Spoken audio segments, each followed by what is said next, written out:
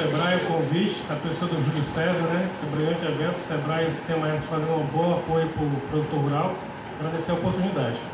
Bom, pessoal, eu vou estar conversando um pouquinho com vocês sobre um assunto que é de suma importância para quem cria animais, principalmente aqui no nosso semiárido, né? No Cerrado, nossa Caatinga, que é a suplementação de animais a pasto. Bom, para introduzir o assunto, essa imagem traz para mim muita coisa e muita emoção, né? Todo mundo aqui foi jovem, lembra quando a gente ia no mercadinho comprar uma balinha, no meu caso era chumbada e anzol para pescar, pegar lambari, sempre tinha uma tubaína muito gelada e era muito bom estar nesse lugar. Esse senhorzinho aqui era a pessoa que melhor conversava com a gente, dava vontade de ir lá só para conversar com ele. Uma coisa muito agradável, muito boa, né? Traz boas lembranças para nós. O ponto é que, infelizmente, isso não acontece mais. Às vezes a gente fica com vontade de um lugar como esse e esse lugar não conseguiu continuar porque ele faltou se atualizar, faltou olhar mais o que está acontecendo ao redor, as coisas que estão acontecendo no dinâmico mercado, no caso dele, de varejo. A mesma coisa acontece quando a gente pensa nisso aqui. Eu tenho certeza que todo mundo que cria animal cria com uma satisfação enorme. Qual que é a vantagem de ver uma cabra parindo, uma vaca colocando o bezerro para fora, vendo um bezerro andar, desmamar, andar com um cavalo? É uma coisa que nos enche de alegria, né? Uma coisa que às vezes a gente aprende com os pais da gente. E da mesma forma, essa nossa paixão pela essa atividade pecuária às vezes nos deixa levar. E falta nos usar um pouco mais de raciocínio, porque podemos conciliar a paixão e o raciocínio para a gente evitar esse tipo de situação. O que é isso? Alguém que gosta da pecuária, deixou o pasto rapado, esse solo está super adensado, com a resistência de desenvolvimento radicular, não dá condição de ter a produção pecuária que precisa ser feita. Então a ideia é que a gente observe como que a pecuária tem sido dinâmica. E eu trago essa imagem para falar de melhoria na pecuária. Se vocês observarem, é um lugar simples, não é? Mas ao mesmo tempo ele está usando uma genética boa, são vacas holandesas, melhor raça de gado de leite que existe. Ali do lado direito de vocês, o pessoal está com uma solução de limpeza dos tetos. Então não é aquele negócio de pegar o teto e começar a ordenhar, tem uma asepsia. Eles estão dentro de um fosso. Então para quem tira leite, o fosso é vantagem, não precisa ficar baixando para tirar o leite. Para quem faz 2 ordenhas por dia, isso é economia, isso dá mais tempo de vida dessa pessoa na atividade. São 2 pessoas jovens, colocaram uma pia lá, estão com a ordenha ao pé, mas estão melhorando. Eu acho que esse é o ponto principal. Eles não estão no ideal, mas eles estão melhorando. O que eles conseguem fazer de mais acessível, eles fazem. E eu tenho certeza que à medida que eles vão dando, vão cada dia melhorando mais. Que eu acho que é isso que a gente tem que idealizar. Porque a pecuária agora é isso aqui, ó. Antes, quando a gente visitava o produtor, a gente fazia um papelzinho e falava: olha, amigo, você vai anotar aqui o dia que o bezerro nasceu, quantos quilos, se é macho ou fêmea, começa a anotar no papel. Isso já passou também. Por quê? Hoje, por exemplo, se você montar numa fazenda, você pesa o animal, joga o peso, você já quer saber o GMD. Quanto que deu de peso ali nesse prazo? Como é que está o ganho de peso?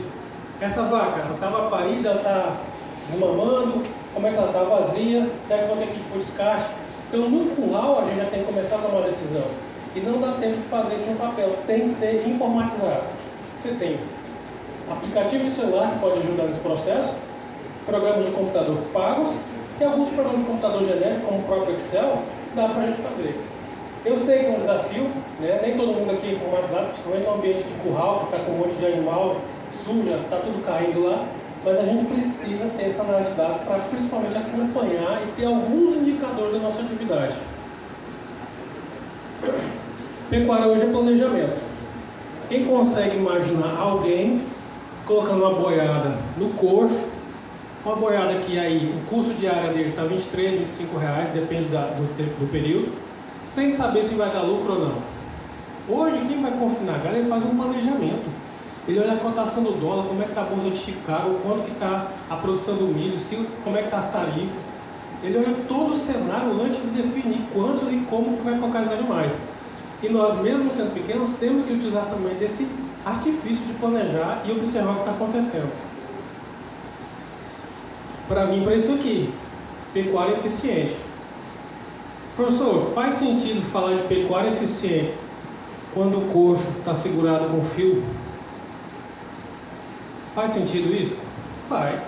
Porque eficiente não quer dizer que tem que ser requintado, que tem que ser bonito, que tem que ser funcional. O que eu estou falando? Eu estou falando de não deixar esse animal passar fome no pasto, com pouco pasto, com pasto insuficiente, sem ganhar peso, dias e dias andando no pasto, sem ter o que comer. Eu estou falando da gente suplementar. Pode ser um coxo simples? Pode. Eu tenho que saber o que eu quero fazer. Eu quero garantir a produtividade, a eficiência desse animal, dessa ovelha em parir, é a produtividade que eu estou visando. Então, isso tudo traz informação para a gente entender onde nós estamos. Nesse começo aqui da conversa, nós vamos entender tudo o que está acontecendo. A maioria do boi que é abatido no Brasil é criado a pasto. Tem uma boa parcela que é confinamento? Sim, mas é um animal que já chega lá com 80% do seu peso. É um animal que chega com 400 kg e vai sair com 500. Ou seja, 97% do ganho de peso de animais no nosso país é a pasto. E aí a gente vai dar simplicidade. Será que está todo mundo fazendo errado? Não, porque pasto é o alimento mais barato que a gente pode dar para o animal. Sempre que a gente tiver mais produção de pasto produzida na própria propriedade, eu estou sendo muito mais competitivo. E em muitos casos, é a única forma de ser economicamente viável. Produção à base de pasto. Bom, então o que é esse pasto? Isso aqui é importante a gente entender. Isso aqui é um feno, é uma analogia de um pasto passado, e a gente tem que lembrar da morfofisiologia dessa planta. Porque quando eu coloco uma parcela desse item no microscópio, eu consigo ver o quê? Uma estrutura de teia, que são as paredes celulares, e eu vejo que tem um conteúdo celular. E são duas coisas importantes para nós ganhar peso de animal no cerrado. Olha aqui a planta. A planta ela tem uma estrutura que chega até formar celulose e a hemicelulose. Professor, o senhor vai falar disso com a gente? Vou, porque esse é o fundamento da nossa produção. À medida que o animal vai ser alimentado, nós colocamos alimentos não para serem literalmente nutrientes para o animal. Quando eu tenho uma cabra, uma ovelha, uma vaca, um boi, os ruminantes, o milho que eu coloco lá, o farelo de soja, o caroço de algodão, eles não vão ser integralmente absorvidos pelo animal. Ele vai alimentar um pool de micro-organismos dentro do animal. Perceba, isso é muito diferente. Então, se eu pensar, vou colocar milho de manhã para a vaca, ela vai digerir e vai absorver isso. Então, o que acontece com o suíno, por exemplo, com o frango? No caso da vaca, isso não acontece. Ela vai ruminar isso, vai povoar fungos, protozoários, bactérias. Essas bactérias, como a Fibrobacter, que vai ser o alimento dessa vaca. Eu estou falando da vaca que produz em torno de 15 litros, o boi que ganha em torno de 800 gramas. A demanda de proteína dele é 100% atendido com micro-organismo. É o que a vaca digere e absorve. Isso é importante para nós, para falarmos de suplementação. Porque mostra qual que é o nosso desafio. É esse aqui. Aqui é um cenário hipotético, essa primeira coluna aqui seria o quanto que um animal vai consumir de NDT por dia, em torno de 6,5 kg, para conseguir ganhar o peso que eu estou precisando, uma condição muito específica. E aqui eu mostro os cenários em que a fibra está sendo adensada, ou seja, o capim está secando, aquele conteúdo de dentro da célula tem sido evaporado e está ficando a estrutura, o capim seco que a gente conhece. Quando esse capim já tem 65% de NDT, ele já não tem mesmo consumo, essa segunda coluna. Ou seja, aquele material mais fibroso, a vaca vai consumir muito menos do que o material tenro. E à medida que esse alimento vai concentrando a fibra, o animal consome menos. E consumo é uma coisa muito importante. Às vezes as pessoas perguntam, no agro só tem gente honesta? Eu falo, não tem só gente honesta. Mas tem muito pouca gente que enrola. Tem o pessoal do tigrinho. Se ele chegar numa vaca e falar, olha, aqui tem uma comida bonita, colocar um visor para ela, a vaca vai dizer o que para ele? Nada. Ela responde o que você põe. Então o agro, naturalmente, ele seleciona pessoas que estão destinadas a fazer as coisas corretas. Eu sei como uma vaca funciona, eu dou a comida, transformo em leite ou carne. Né? Então a gente tem que conhecer a qualidade. A vaca vai transformar o que a gente fornecer. Dependendo do cenário, a gente vai ter isso aqui, ó. A gente começa o período de chuvas com um pasto bonito, macio, ponta de capim, que é o ideal para engordar a vaca. Mas à medida do ano, inevitavelmente a gente vai chegar nesse cenário aqui. Vai perdendo aquele conteúdo celular, vai ficando aquela estrutura mais fibrosa, e aí fica muito mais difícil do animal digerir. Na verdade, dos micro-organismos utilizarem isso para sua reprodução. Então a gente percebe que essa redução vai diminuir o consumo, e de modo que vai chegar um momento, né, que está lá na última coluna, mantença, esse animal vai consumir só para manter o peso. Ele não está ganhando peso. Então é uma vaca que está em cima do pasto, ou uma ovelha que está comendo o pasto, mas o pasto é tão grosseiro que ela não ganha peso. E em alguns casos ela pode até chegar a perder peso no período de secas, né? Se for tão grosseiro lá, 85% de FDN, ela já começa a perder peso. Já não segura a mantença desse animal, no caso de 480 quilos. Então o que a gente pode imaginar? Se nessa primeira coluna está a quantidade que ela vai consumir para ganhar peso. Na última também mostrando que ela está consumindo menos e não está ganhando peso. Eu vou tirar essa diferença do pasto com algum outro alimento. Razoável pensar isso, né? Se o pasto está chegando até determinado ponto e eu preciso que esse animal ele precisa de mais alimento para chegar no desempenho que eu estou esperando, vou suplementar isso. E aí eu posso usar inúmeros alimentos. O milho grão triturado, farelo de soja, farelo de trigo, caroço de algodão, o núcleo mineral vai estar nessa constituição, casquilho de soja, o que você encontra na região. O pessoal de Teresina, eles usam uma sobra da massa de cuscuz, que vem o germe de milho, a película do milho, o material ali. Dá para usar. O que o animal conseguir comer, dá para colocar.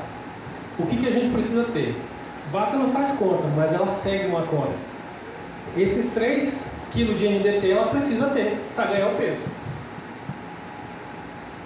E o interessante é que não é possível usar sempre o mesmo suplemento em todas as épocas do ano, em todos os meses. Por causa disso aqui, ó. À medida que o pasto vai mudando a sua composição, vai mudando a demanda por nutrientes. Então eu não posso suplementar em todos os meses, a mesma quantidade, o mesmo produto. Eu tenho que ir fazendo ajuste de acordo com o meu pasto. Então aqui está mostrando para nós qual que é o cenário médio da pecuária brasileira hoje.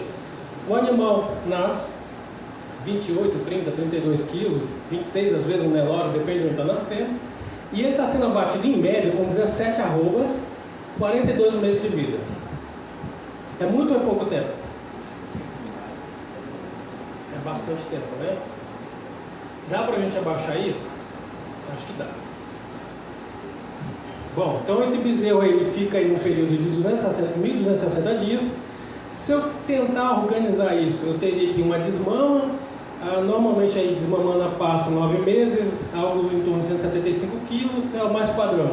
Alguns mais pesados, alguns mais leves. Eu tenho no meio desse processo 2 ganhos de peso aí dentro do que está hoje na pecuária nacional. Um GMD de em torno de 500 gramas, né? 550 gramas. E um GMD na recria engorda de 471 gramas. Ou seja, na parte de cria, o animal cresce bem. Ele está crescendo em torno de 0,7% do seu peso vivo todo dia. Cresce bem o bezerro no pé da mãe, mamando leite, comendo capim. É um animal que cresce intensamente o seu próprio peso. Quando ele chega na recria, ele reduz drasticamente esse ritmo e a gente tem que conhecer isso para pensar em suplementação. Bom, então o que nós estamos discutindo aqui de forma coletiva para a gente pensar? Primeiro, esse animal aqui, se ele vai levar 9 meses para chegar a 175 quilos, nós podemos desmamar ele um pouco mais cedo. 7 meses? Lugar de corte é uma coisa bem plausível. Se eu for desmamar ele com 270 dias, 210 dias, ele vai precisar apresentar um GMD de 870 gramas. Então, se ele ganhar 870 gramas, dentro de 210 dias, 7 meses, ele pode ser um bom bezerro desmamado, certo? Recria. A recria hoje é muito extensa. Tem várias estratégias. Uma estratégia razoável é fazer recria em 1 ano. Então vamos dar um passo primeiro, depois eu posso melhorar esse sistema. Uma recria de 1 ano, 365 dias, esse animal ganhando 496 gramas. 500 gramas, algo ligeiramente normal e muito praticado em muitas fazendas. Olha só, se eu conseguir colocar 496 gramas, eu só preciso aumentar 5,3% no ganho de peso diário. E onde que eu vou trabalhar um pouco mais diferente? Na terminação. A terminação eu chego mais pesado, eu chego mais firme, eu quero desenrolar logo esse animal. Ele vai ter que ganhar 1,5 kg em 120 dias, 4 meses, a pasto. Eu já vou explicar para você por que a gente dá essa intensificada no final. Por causa do gasto e mantença. Então, um bezerro, né, ele vai consumir, se fosse comer tudo no coxo, 1 kg, 2 da matéria seca. Esse mesmo animal, quando é próximo do abate, ele está consumindo aí 14, 15, 16 quilos na matéria seca. Então, no começo eu posso ir leve, mas se o animal tomou um tamanho grande, eu tenho que tirar ele logo. Só para me manter ele vivo na propriedade, o gasto que eu tenho de nutriente é muito pesado. Eu tenho que ser ágil para garantir a viabilidade econômica da atividade. Então, nesse processo, a gente está propondo para vocês pegar o que é média do Brasil, 1.260 dias, reduzir para 755. Uma redução de 40% no tempo. Tá? Olha só os dois cenários. O primeiro cenário, eu tenho um animal 1.200 dias. Eu tenho um cenário de 700 dias aproximadamente. Com essa redução, eu posso só imaginar o seguinte. Eu ia bater um boi com 42 meses. Preço do boi mais ou menos aí pela arroba, 5.100 por aí. Só do fato desse animal ser abatido antes e eu estar com esse dinheiro no bolso, já é uma vantagem. Mas vamos ver nutricionalmente? Esse animal, só de eu estar encurtando esse período, ele deixa de consumir 3 toneladas de alimento. Um animal. Só dessa abreviação. Ou seja, é um animal que quer ficar ali um período longo, consumindo pasto, gastando energia, sem estar efetivamente transformando o que ele está ganhando em dinheiro para nós. Essas 3 toneladas de matéria seca representam aí, na matéria natural, 10 toneladas de capim. Dependendo da espécie de capim, é 1 hectare de capim que você leva em 10 hectares. E só de mineral, colocando uma extensão de mineral baixa, 60 gramas por dia, 300 kg de mineral. Alguém tem noção de quanto está o preço do saco de mineral aqui na região? R$5 o quilo, né? 3 vezes 5, R$1.500 você economiza só de ganhar eficiência nesse processo. É aquela conversa. Pagar um funcionário para trabalhar um mês e ele trabalhar só 10 dias. Ele está com um custo alto sem estar produzindo. Se eu coloco só, digamos que eu não ganho nada em economia, não deixo de gastar dinheiro, não gasto a mesma quantidade de mineral, só de eu abater esse animal antes, pegar esse dinheiro, colocar num fundo de investimento qualquer, praticamente R$1.000 que me dá de lucro. Se eu fizer esse sistema aqui e a lucratividade estiver bem limitada, esse investimento de dinheiro, só para demonstrar para vocês que o processo de antecipar, não ter esse dinheiro parado, botar esse dinheiro para rentabilizar em algum lugar, dá uns R$1.000 de lucro. Então esse dinheiro não pode ficar parado, o dinheiro da terra, do gado, fica parado. Eu trouxe com o Júlio César, a gente conversar um pouquinho também sobre ovino, né? A mesma pegada. Vamos dar uma olhada como é que seria para ovino no futuro. Então seria o quê? Um animal nascendo aí 5, 6 quilos, um cordeiro, cria única, fazendo a parte de cria em 3 meses. Algumas pessoas desmamam até menos, com 2 meses, mas vou colocar 3, desmamando com 21 quilos. Um santanês bom aí, um cruzado, chega nesse parâmetro. eu levo esse animal na recria até chegar aos 45 dias e finalizo matando o animal em torno de 60 kg macho. Então essa é uma outra proposta que a gente leva na mesma estrutura de discussão, só que para o ovino agora. Aqui ele precisaria ganhar 167 gramas por dia, aqui 240 e aqui 350 gramas por dia. Também dá para alcançar. Uma boa suplementação, um passo bom é importante. O ovino tem alguns detalhes que a gente tem que considerar. Bom, então, em síntese, com 9 meses eu estaria batendo o animal.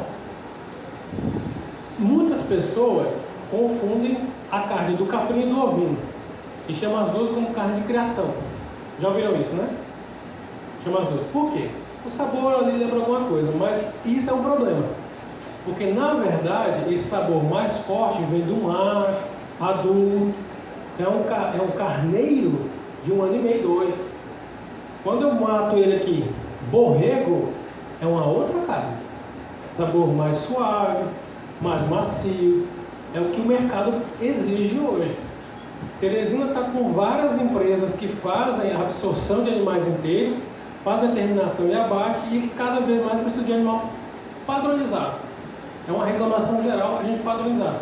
E a suplementação é uma alternativa para a gente padronizar esses animais. Bom, então nossa estratégia está sendo aqui proposta é suplementar até chegar ao objetivo, definindo aqui dentro do que a gente precisa. Afinal de contas, tempo é dinheiro. Bom, primeira coisa que é base da suplementação. Eu uso a suplementação para quê? Quando eu não tenho pasto, não é essa a proposta de suplementação. A suplementação, ela vai vir e vai contornar os problemas que eu posso ter ao longo do caminho. Por exemplo, 2026, como é que vai ser a chuva? Eu não sei. Eu tenho minha área de pasto, eu sei qual que é o pasto que eu tenho, eu posso fazer uma adubação, eu sei a resposta, mas tem uma variação na chuva aí que eu não sei o que vai acontecer. E aí, se eu preciso, por exemplo, pagar a conta, é todo mês. Não sei se é com vocês, mas lá em casa, todo mês tem boleto. Equatorial, empresa de energia, mercado, etc, etc.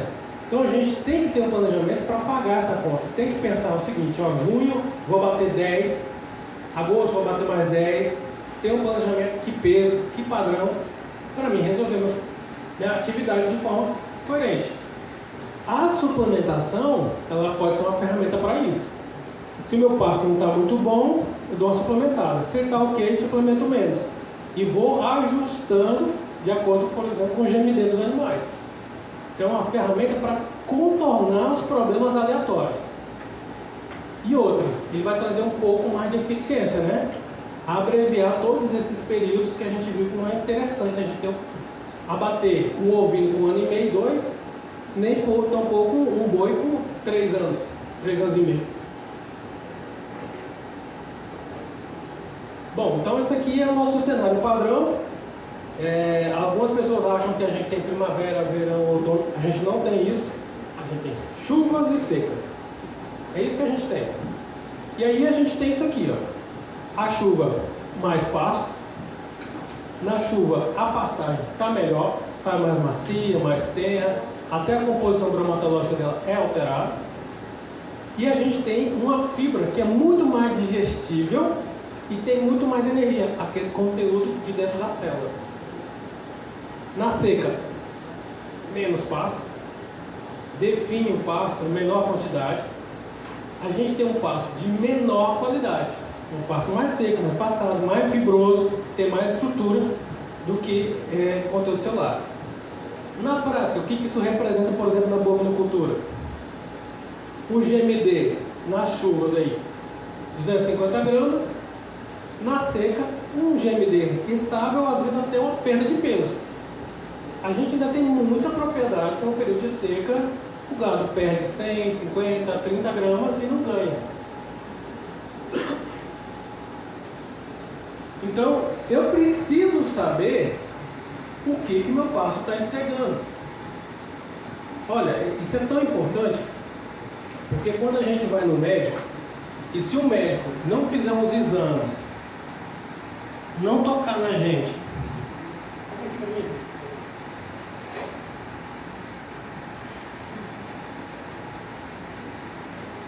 Se o médico não tocar na gente, fizer os exames certinho e falar para você qual que é o seu problema e te dar o remédio certo, você acha que é um médico ruim. Se o médico chegar lá e falar, ó, é dipirona, vai para cá. Você fala, não, esse médico não deu certo não. E como é que a gente, como pecuarista, olha o pasto, o pasto está seco, vou dar uma proteinada aí, boa. Vamos fazer a mesma coisa. A gente precisa saber o que tem nessa propriedade. Seja no análise de solo, seja no análise da forragem, do capim, do volumoso que eu tenho.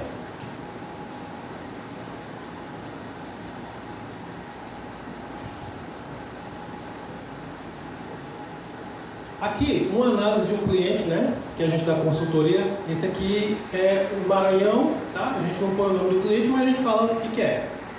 É Presidente Dutra, região que chove bem, bem úmida. Capim, Mombaça. Capim, Mombaça é bom ou é ruim? Um dos melhores que a gente tem.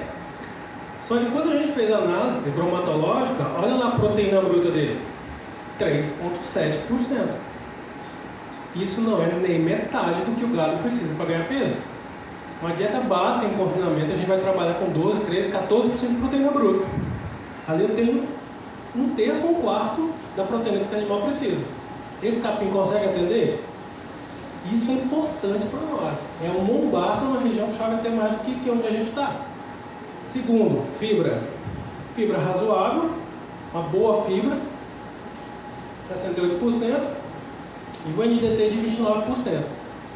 É um capim ótimo para mim ganhar peso, mas extremamente limitado. Esse capim aqui foi analisado, olha lá, exatamente 3 anos atrás, 26 de julho.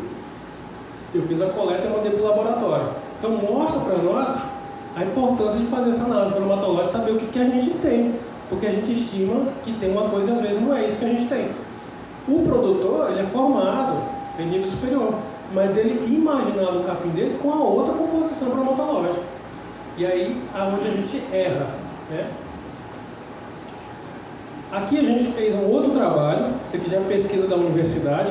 A gente trabalha na região de Campo Maior, foram 2 fazendas que a gente passou o ano inteiro coletando amostra de capim, mandando para o laboratório, analisando, tabulando, analisando os dados. Mostra aqui para nós a variação da precipitação. E o que eu chamo a atenção de vocês? A proteína bruta do capim na chuva, 6,4%. Na transição chuva seca, ele caiu para 2,4%. Uma proteína dessa não tem animal que ganha peso, nem bode, que é um bicho bem, né? Bem atrevido. Não tem como ele ganhar peso. E na seca 2,13%. Então a gente percebe que não é um caso isolado. Maranhão, é Piauí nas fazendas que a gente tem tido acesso para fazer essa assistência. E lá a fibra, aquele quadradinho verde. Fibra ideal a gente quer em torno de 60%. 65% de FDN. Celulose, hemicelulose e um pouco de lignina. Ali a gente está vendo várias pastagens com mais de 80%, 85% de FDN. Lembra do primeiro slide? 85% de FDN? O animal perdia peso com 85% de FDN. O animal daquela condição, 480 quilos. Então, com isso, eu espero estar mostrando para vocês um pouco de resultado para mostrar que, olha, às vezes a gente vai ter que revisar o nosso capim. Nosso capim pode estar fraco, pode estar numa estimativa equivocada. E aí a ideia é suplementar o que o pasto não entrega. Uma coisa que, ao meu ver, é bem razoável. Bom, uma das alternativas é eu fazer isso na fase de cria. Quando eu suplemento na fase de cria, eu tenho uma vaca, uma ovelha, e eu tenho no pé dela ali um bezerro, um cordeiro. Normalmente eu não suplemento a mãe, vou suplementar a cria.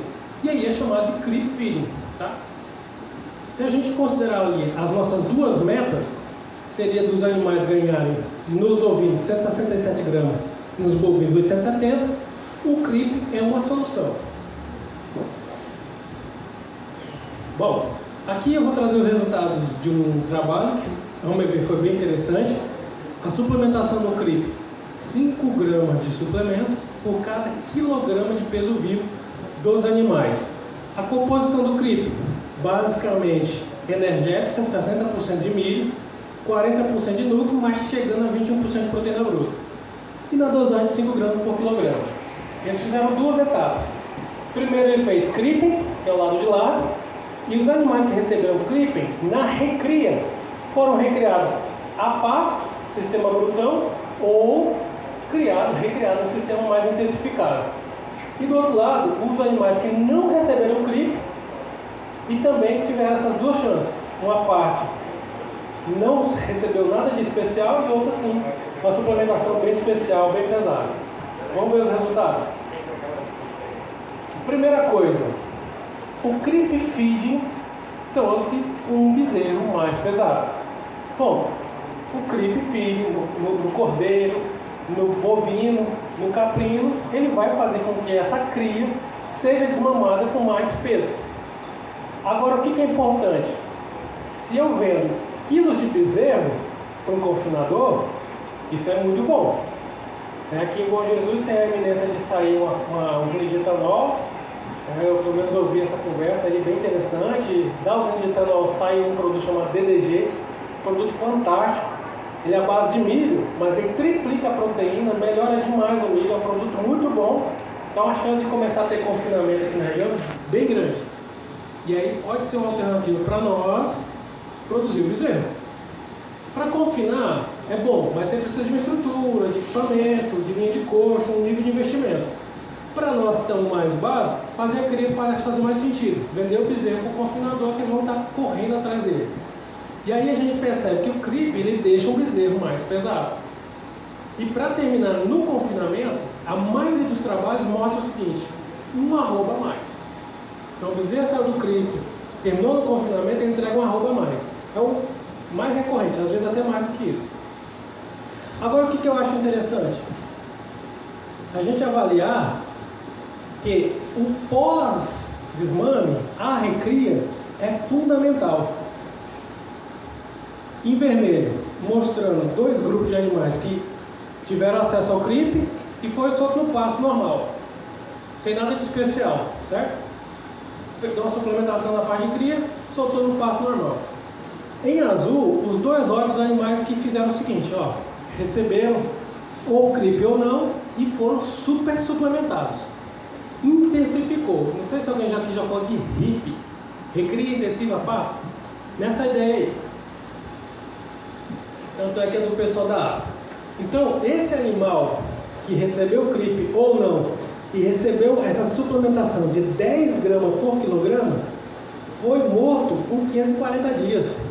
Rapidamente. Um ano e meio. Não é isso? Pouco mais de um ano e meio. E foram mortos com 564 e 561 dias.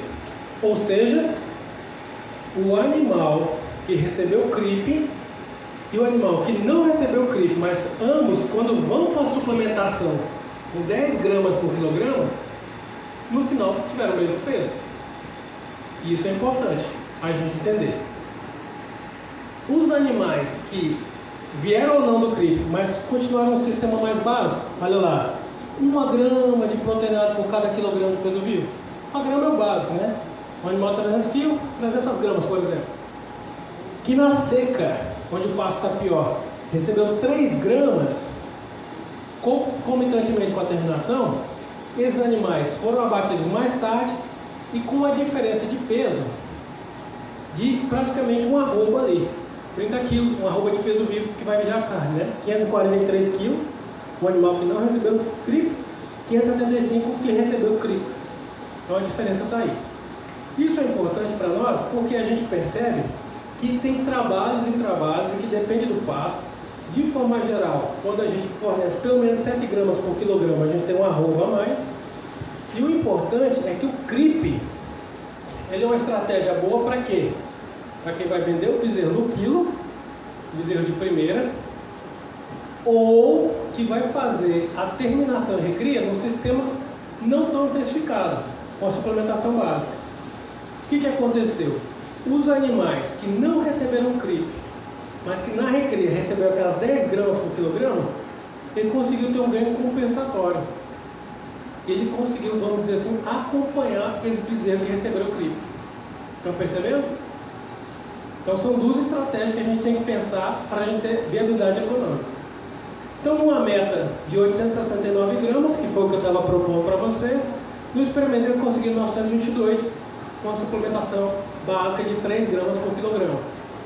3 gramas por quilograma, a suplementação que está dentro do que a gente está discutindo.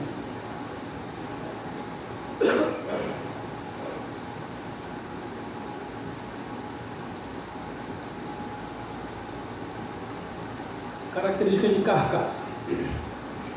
A pecuária tem mudado muito, né? Quem teve a chance de uma vez comer uma carne prime, uma boa costela, uma boa picanha, um contrafilé bem terminado, com a gordura, e comeu aquilo uma vez, dá saudade. É muito melhor do que comer uma carne magra, seca, dura, né? Então a população tem observado melhor essas carnes prime. Cada dia mais a gente tem tido espaço. E essa carne prime a gente consegue com cruzamento, por exemplo, cruzamento industrial, Nelore e Angus. O professor Gleice está aqui do melhoramento, sabe muito disso, né, professor Gleice? Cruzamento industrial, bacana. E você pode trabalhar com suplementação.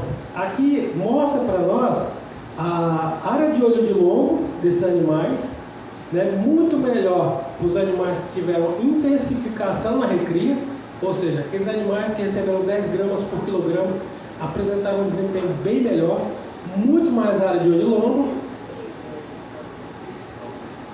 e que trouxe para o produtor essa informação. Para vocês que pensam em engordar o animal e abater o animal, essa é a informação mais importante. Quase tão importante quanto o peso. Por quê? Eu posso abater um animal de 500 quilos e o frigorífico me paga por peso vivo. Não importa o peso que o animal está entrando no frigorífico. Ele paga o quê? Carcaça. Então depois que ele abateu, tirou a cabeça, tirou o couro, tirou os pés, tirou as vísceras, ele pesa a carcaça e é aí que ele vai pagar a gente. Então o rendimento de carcaça é um negócio muito importante. E aqui, ó, suplementação mostrando o seguinte. Licença aqui.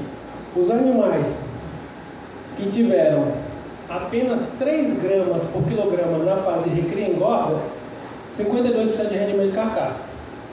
Então chegaram nas 17 arroba e a remuneração do produtor foi em cima de 52%. Olha a vantagem de ter um animal intensificado a recria. No caso, 10 gramas por quilograma. 56%. Isso aí é 2, 3 arroba a mais.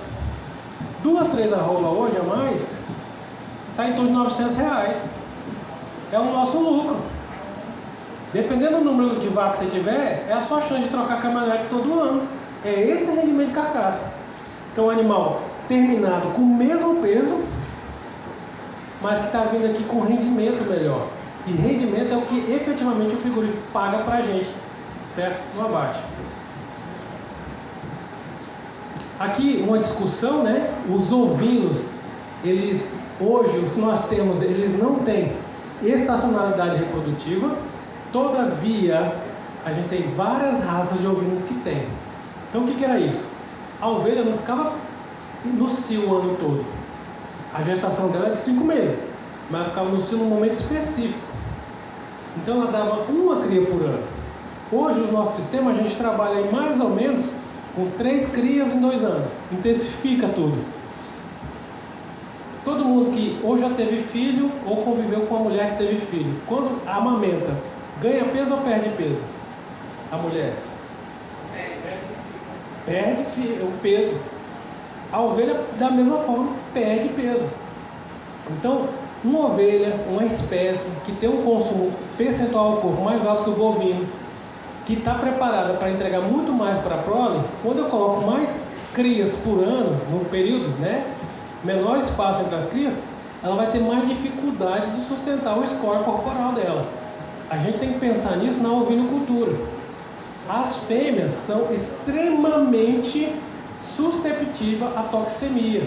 O que é isso? Ela pariu, começa a usar a gordurinha do corpo dela, compostos tóxicos vão para a corrente sanguínea, vai desenvolver, por exemplo, cetose, e é uma fêmea às vezes que vai cair e morrer. Alguém que já perdeu a ovelha assim? Pariu e depois morreu? Eu já. Demais.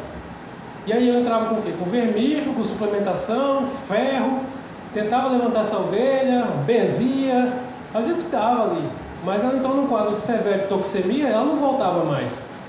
E aí que a gente foi descobrindo o que tem que ser feito. Essa aqui foi minha solução. Então eu gastei muito vermífugo, exame, etc, etc. Até que eu comecei, eu achei o melhor vermífugo que eu já vi. Trato. Você não pode deixar a ovelha cair, como diz o outro, o espinhaço, cair o score. Ela tem que aguentar a pancada, você tem que dar um reforço para ela. E aí ela para em qualquer mês, às vezes tem pasto bom, às vezes não tem, ela precisa dessa suplementação. Aqui vocês ficam à vontade, isso aqui foi uma coisa que eu usei para mim, né, um proteinadozinho 18%, 20% aí. Para mim, no cálculo, eu não gosto de trabalhar com trigo porque tem baixa densidade, é horrível para guardar, dá muito orgulho. Mas barateou. A dose ficou de 34 centavos por dia por ovelha. Então eu fazia esse proteinado, finalzinho do dia a ovelha vinha para a prisca, 200 gramas ali uma pela outra, para manter o score. Se eu faço isso durante 90 dias, 45 dias antes da aparição e 45 dias depois, período mais crítico, eu estou gastando hoje por ovelha em torno de R$30. É muito ou é pouco?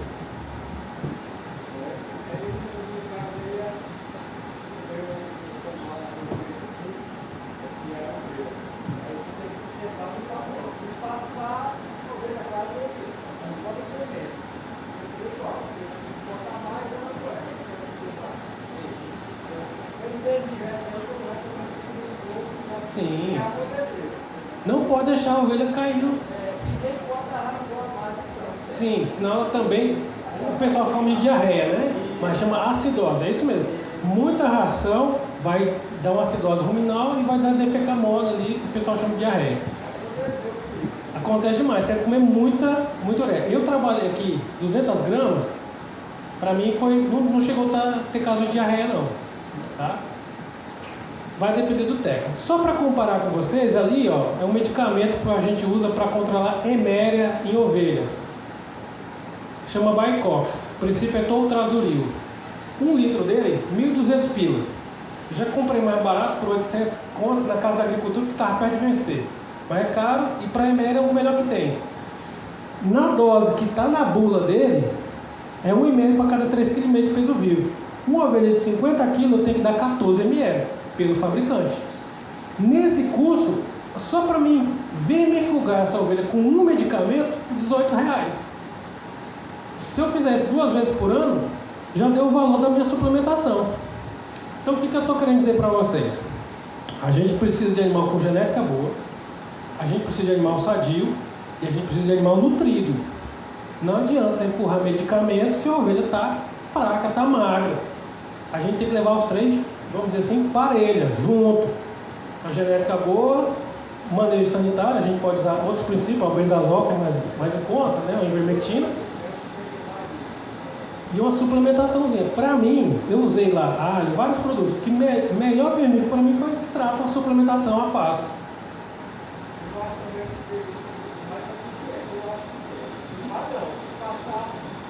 É igual, gente, se a gente tiver fracos, desnutridos, você não aguenta trabalhar, você não aguenta fazer nada. Aqui um outro experimento que eu achei interessante com o ovino, porque o ovino, muita gente cria um sistema bem extensivo, né? Às vezes nem todo mundo coloca trato todo dia.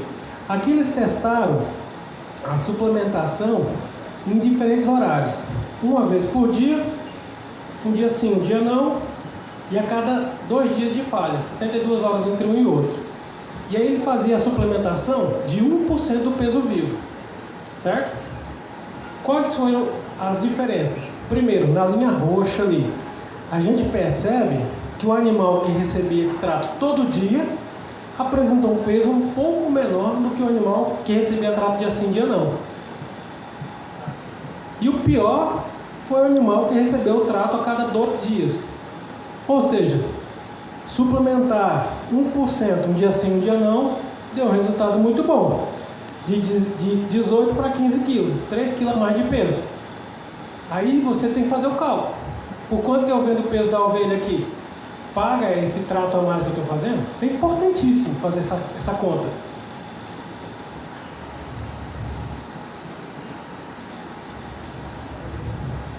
O outro lado importante é esse aqui, o rendimento dos cortes, né? Então a gente percebe esse animal que recebeu suplementação um dia sim, um dia não, com os cortes muito mais interessantes, mais paleta, mais costela, mais lombo. Por quê? Porque foi um animal que apresentou aqui, no geral, os três apresentaram a mesma quantidade de ossos. Então pegou os animais, descarnou, pesou só os ossos. Os três a mesma quantidade de osso. A diferença do que era suplementado, olha lá, mais músculo. Então não sei como é que cada um vende, às vezes abate na propriedade, entrega para o magarefe, quem for o vinocultor, mas com certeza se entregar um animal com mais carne, um pouco mais de gordura, você tem mercado mais garantido. Você pode até negociar o preço lá, isso é vantajoso. É aquela história, né? Você chega lá um familiar na sua casa, um filho seu, vou só um pedaço de carneiro. Você vai lá no mercado, só um osso, lá, uns pedaços de carne, é sem graça. Agora, se tem um lugar que sempre vende uma carninha mais padronizada, com mais carninha, mais gordura, você vai criando o hábito de comprar ali. Eu compro sempre do mesmo magarefe lá em casa, porque eu acostumei. Já sabe como é que é a pedida, né? A gente trabalha muito, tem que comer mais ou menos bem também, né? Bom, já indo para os encaminhamentos, né? Existe a necessidade de uma ponderação. Então a nossa ideia é que o suplemento ele venha com esse papel de suplementar. Então a gente não está falando de HIP, né?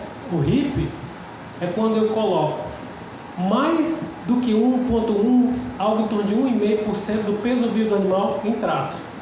Ou seja, ele vai deixar de comer um pouco de capim e vai comer mais trato. Não é isso que eu estou falando. A minha proposta ainda é maior parte do que o animal consumir capim, porque é mais barato, é mais competitivo. E aí a gente tem duas situações. A gente tem a recria e o animal de recria, no caso do bezerro, é o bezerro desmamado, até ele atingir em torno de 1 ano, 1,5 por aí, ele tem uma fisiologia. Quando ele se torna um animal adulto, ele tem outra fisiologia. Então eu faço a comparação com o ser humano mesmo.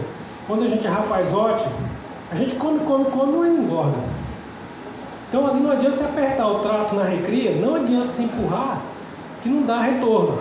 Quando a gente formula um suplemento ou uma dieta total, é 80% volumoso.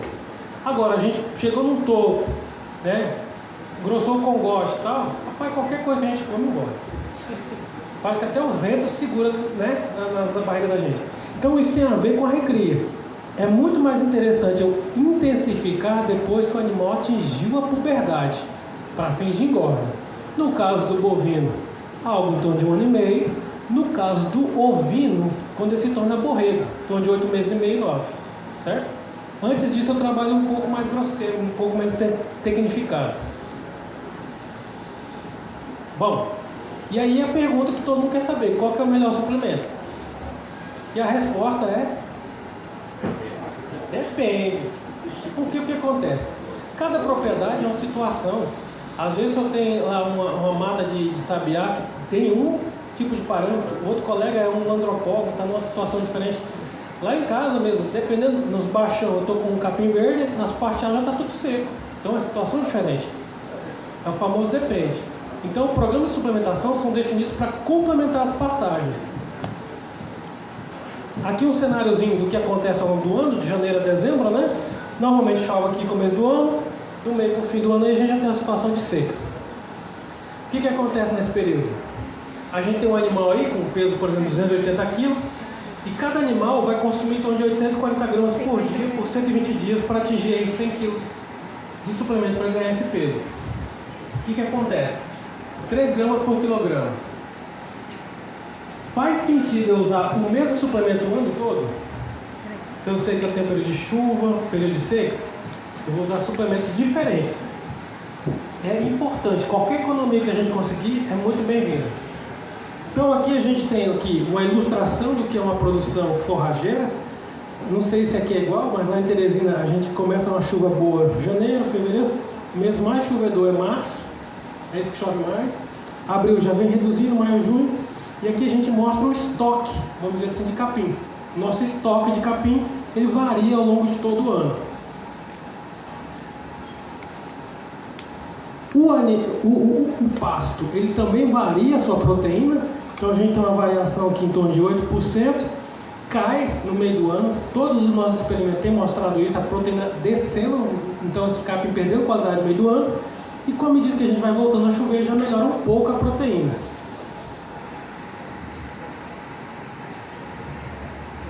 Pulgarrote, sabe o que isso significa? Nada. Não sabe que mês que está, não sabe se está chovendo ou secando, ele só sabe de uma coisa. Ele precisa comer ali seus 22, 24 gramas de proteína, quilogramas de proteína bruta todo mês. Ele tem a demanda dele ali por proteína todo mês. E essa demanda, percebam, é estável. Ela vai mudando esse acumulado todo mês. Em janeiro, 24 quilos de proteína bruta. Fevereiro, 22 quilos de proteína bruta, um mês mais curto. E é o que ele precisa o mês todo. Quem tem que resolver isso? Nós. Produtor. Que o bicho precisa e o que a gente tem. Você vai ter que acertar isso. Não, eu não sabe fazer conta. Então o que acontece? Aqui no período de chuvas, a gente tem um excesso ou uma disponibilidade de proteína de pasto. No período de seca, a gente tem um déficit. E a gente tem que saber contornar isso. Uma estratégia para o período de seca: pasto vedado. Não sei como é que vocês chamam aqui, mas é um pasto que eu deixo lá quietinho, que eu só vou colocar os bichos lá em agosto, setembro, que eu sei que vai me aperrear, e é o pasto que eu vou deixar para eles. É uma alternativa possível. Então, na seca, que é esse período mais difícil, qualquer suplemento ele tende a ter algum resultado. A gente sabe que tem empresas que vendem, né, esses proteinados prontos. No período de seca é o período que a gente tem menos capim e um capim com pior composição. Então, quase que qualquer proteinado consegue resolver. Qual que é o ideal? Você procurar o Sebrae, procurar um técnico da universidade, pedir uma formulação para a sua propriedade. É o mais certo, porque você não coloca nem mais nem menos do que você precisa. É a melhor coisa que você faz. Um técnico do Senar, está por aí. E aí, na seca, a gente consegue contornar relativamente fácil. Se diz que na terra da seca, todo proteinado é rei. Você consegue algum resultado. O que acontece? A gente tem uma situação atípica que não é época de transição. Está vindo da chuva para a seca ou da seca para a chuva. E aí, nesses períodos, a gente tem que precisar de um suplemento. A maioria dos suplementos, a gente tem que trabalhar entre 0,2% e 0,5% do peso vivo. E o retorno tem sido condicionado a isso. Então, o animal com 0,2% vai ganhar de 500 a 700 gramas, bovinos, isso aqui, claro. E o animal que está recebendo 0,5 vai estar ganhando um pouco mais. Então, mais suplemento ele tende a responder. Essa é a tendência. Período de chuvas. Por incrível que pareça, eu acho mais difícil você estabelecer um suplemento adequado para o período de chuvas. Porque o capim oscila muito a composição bromatológica. E por mais que você ache, estou com um capim bom, agora é hora de ganhar peso, ganha. Mas você também pode perder dinheiro fácil aqui. Você colocar mais do que o animal precisa. Então a gente tem que procurar um equilíbrio para fazer. Alguns técnicos usam a informação de que precisa de um energético, alguns falam que é de proteinado. De forma geral, a gente tem visto uma necessidade de proteína no período de chuvas. Proteína, porque tem que ter um equilíbrio. Lembra que a gente falou de micro-organismos? Quando a gente olha para o boi, é igual quem cria peixe. Quem cria peixe se preocupa com a água. Quem cria peixe, se a água estiver certinha, com oxigênio, limpa, beleza. E já tem muito pouco problema. É o mesmo caso da gente.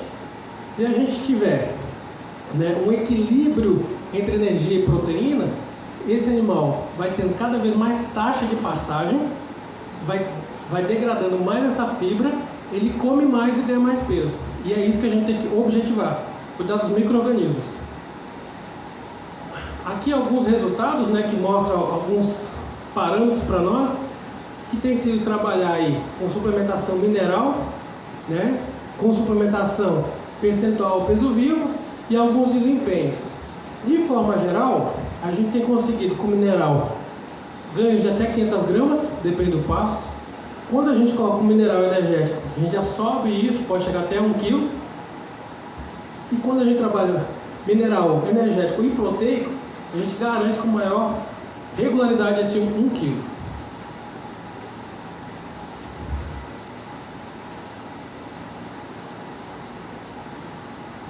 nas chuvas, a suplementação ela tem que ser mais afinada do que nas secas, e o resultado também a mais de peso não é tão significativo, né? Normalmente na seca o meu animal quase não ganha peso, então qualquer suplemento ele já coloca 200, 300, 400 gramas.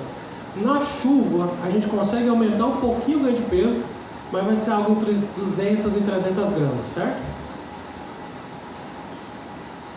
Aqui uma ilustração para a gente. Então vamos pensar que eu sou criador, a gente tem uma terra aí, 240 mil em terra, uma energia, se for R$400 por mês, a gente paga ao longo de um ano R$4.800. Um funcionário só hoje, certinho, registrado, STC, férias, vai custar para o produtor então R$38 mil por ano. 150 matrizes de ovino, eu não sei o preço aqui, a gente compra lá de 500 até R$800, botei 600, uma pela outra. Então ela custaria em torno de R$90 mil investido na atividade. E vai indo, carneiro, cria, aprisco, medicamento, assistência, combustível, sal mineral. E aí a gente tem todo o quantitativo de quanto que a gente gasta ou quanto que a gente investe na nossa atividade. Quando eu coloco um suplemento vai aumentar meu custo, não vai? Vai, suplemento vai. Eu estou criando minha ovelha a pasto e aí o professor está falando para mim colocar um suplemento, eu vou gastar mais dinheiro com isso. Olha quanto que o suplemento representa de todo o investimento. Menos de 6%. Então você está com a terra, você está lá em cima, você está com a presa, você está com os bichos, e aí você está querendo fazer economia de 6%, querendo fazer um resultado milagroso do capim que você tem. E isso tem que ser repensado. Cada caso é um caso, mas uma suplementação básica, muitas das vezes a gente substitui até o sal mineral por esse suplemento já elaborado na sua própria fazenda, e suplemento não é coisa do outro mundo para você fazer não, viu? Você compra um núcleo mineral, um milho, onde você achar mais barato, a soja, farinha de trigo. Em casa a gente mexe com a enxada mesmo, guarda nas bombonas, taca para usar. Para começar a gente começa do jeito que dá. E aí a gente tem uma baixa representatividade do todo investido. Pensa o quanto que cada um tem aí, quanto que vale a sua propriedade hoje, a sua terra, quanto que vale. E aí quanto você vai gastar de suplemento? 20 mil, 10 mil, 15 mil? Mas já que você está ali no negócio, já está mexendo, já está para ganhar dinheiro, faz certo. Bom, análise do cenário de cada mês. A gente tem aí várias situações. Aqui é uma situação em que o custo do suplemento custou R$1,50. Para essa condição, que o animal ganhou gastou 94 quilos de suplemento para ganhar cada 30 quilos de arroba, né? O custo da arroba produzida.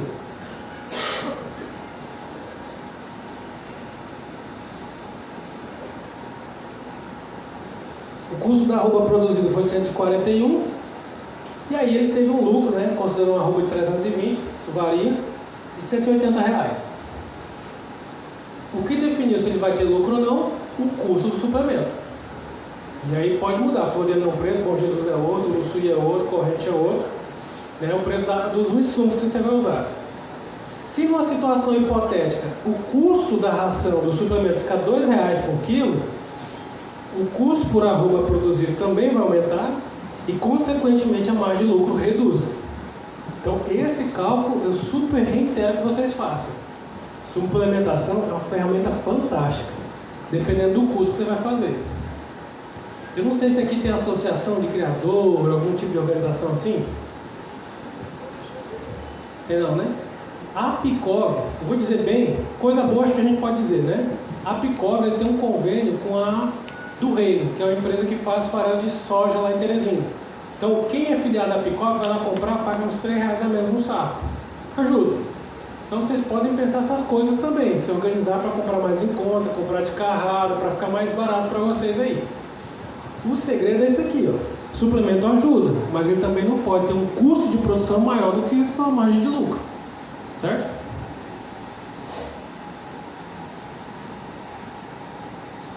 Alguns dados aqui do Piauí que eu acho que é importante, quanto mais informação a gente tiver do nosso cenário real de trabalho, melhor. Aqui foi um experimento que nós fizemos agora em Campo Maior. Eu sou muito fã de uma raça chamada Curraleiro Pé Duro. É um taurino, tem uma qualidade de carne fantástica. E aí a gente fez um experimento com 20 deles aqui.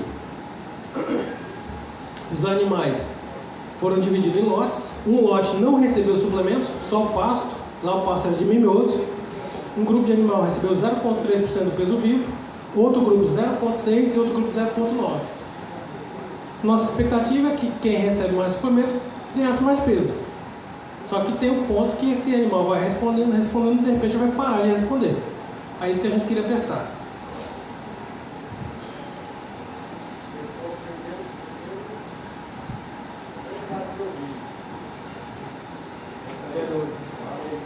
Eu não conhecia ele, eu tive a oportunidade de conhecer recentemente.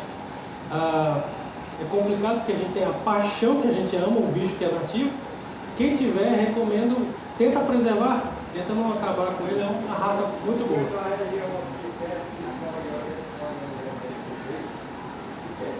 Aí. E carne gostosa, né? Sim, olha, esses cabinhos aí, não é? Olha, como é que a gente fez? Cada lote de animal ficou num piquete separado, uns recebiam um tanto, o outro recebia outro. Toda semana eu pesava, em cima do peso dele eu ajustava o quanto eu ia colocar de suplemento. Bom, aqui é o suplemento que a gente utilizou, 18% de proteína, base dele tinha milho, caroço de algodão, usei 2 aditivos, monezina e vinhamicina, para ajudar a fermentação ruminal. E aqui os resultados que a gente começou a ter. Eles eram animais de campo, então não veio com o mesmo tamanho, veio com tamanho variado. A gente tentou homogeneizar os lotes ali, mas veio vários pesos diferentes. Mas na última coluna, vocês conseguem perceber o seguinte: quem não recebeu o suplemento ganhou em média 0,33 do próprio peso ao dia. Então ele ganhava ali 0,33 de peso ao dia em média, aquele lote sem suplemento. O lote que recebeu 0,3, a gente fazia 2 vezes ao dia, tá? Suplementação. Já aumentou um pouco o ganho de peso. E ficou a mesma coisa do 0,6. Então ali, entre 0,3 e 0,6, melhor o 0,3, porque é mais barato. O resultado foi o mesmo. Agora, quando eu coloquei 0,9, olha lá, o animal quase dobrou o seu ganho de peso em relação ao animal que está só a pasto. Mostrando que uma genéticazinha nossa do Piauí e experimento feito aqui no Piauí, em Campo Maior. Entendeu? Para vocês terem uma ideia de como é que está o resultado. É uma pesquisa que a universidade faz com os produtores, né? O produtor abriu a porteira da fazenda, a gente fez esse teste, ajudou, e agora ele tem um parâmetro. Se ele quer um animal engordando rápido, 0,9. Entendeu? Se ele tem com tempo, sem suplemento. Mas nesse caso aqui ficou muito dinâmico, até por tudo que a gente falou, que compensa suplementar até 0,9. No caso dele, que só cria curraleiro, compensou ele suplementar esses animais que ganham um pouco mais de peso, né?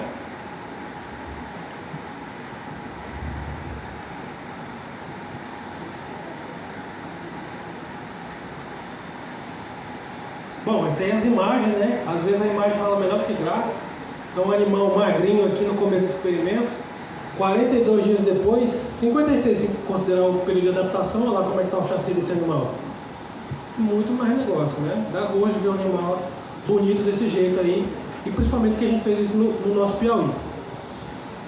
Para fechar tudo que eu falei aqui com vocês, o programa básico é um animal criado a pasto. Um bovino de corte, bovino de leite consome mais, mas um bovino de corte vai consumir algo em torno de 2,2, 2,3 de peso vivo ao dia, de capim. Quando eu faço a minha intervenção e coloco um suplemento, eu espero que ele não diminua, não reduza o seu consumo de capim. Ele consuma a mesma quantidade de capim e incremente o consumo com o meu, no caso aqui, um proteinado, um suplemento. 0,3% do peso vivo. É isso que a gente espera, que ele não deixe de comer capim e coma um pouco mais e ganhe um pouco mais de peso. Uma possibilidade é que a gente faça uma suplementação de modo que o animal que consumia 2,2% do peso vivo aumente o consumo de capim. Isso é possível quando a gente pensa nos micro-organismos ruminais. quando eu trabalho aquele ambiente ruminal para ter disponibilidade de energia e proteína concomitantes, aumenta a taxa de passagem e eu posso aumentar o consumo, e isso aqui é o melhor cenário para a gente. O animal consome mais capim, consome o que eu estou colocando a mais, ele está aumentando gradualmente, muito intensamente seu ganho de peso. E uma coisa que pode acontecer que a gente evita é isso aqui, ó. Eu coloco um suplemento, por exemplo, de 1% do peso vivo.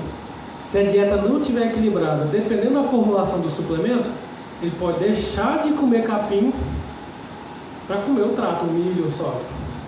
Esse é o pior cenário, porque ele está vindo do material que custa aí 2, 3, 4 centavos por quilo de capim, depende do sistema, se aduba, o custo de capim é baixo, para consumir alguma coisa que está aí uns 50, uns 60 quilos. Então esse é o pior cenário. Então colocar muito suplemento lá, estou dando um exemplo com 1% do peso vivo, é péssimo, porque você vai tornar seu sistema muito menos eficiente. O que a gente quer? Esses dois cenários do meio. Eu coloco um suplemento, ele não diminui e, na melhor das hipóteses, ele até aumenta o consumo de capim, dependendo do capim. Certo? Bom, só para avisar todo mundo, tem uma solução web para pesar animais. Então, ele pesa caprinos, ovinos, bovinos, suínos e equinos. Se você não tem uma balança, com esse aplicativo, de cá para Android, de lá para Apple, você baixa, é gratuito, nós desenvolvemos na universidade. Você vai usar uma fitinha métrica, vai medir os peitos do animal, joga lá e ele vai estimar o peso. Certo? Tem um vídeo explicando como é que faz, é um aplicativo gratuito que a gente disponibiliza. Acho que já deve ter visto, né? Tem a fita que você compra para pesar. Então aquelas equações da fita a gente colocou dentro do aplicativo. E onde você tiver, você consegue baixar e usar, é gratuito, é só para ajudar mesmo. Certo? Quem precisar, quiser ver os slides, só me entrar em contato comigo, aqui está meu telefone, meu e-mail, LinkedIn, e a gente tem o Instagram também aí, à disposição de vocês. Quem pedir, a gente manda o PDF dos slides aí, e alguma outra coisa que a gente puder ajudar também. Obrigado.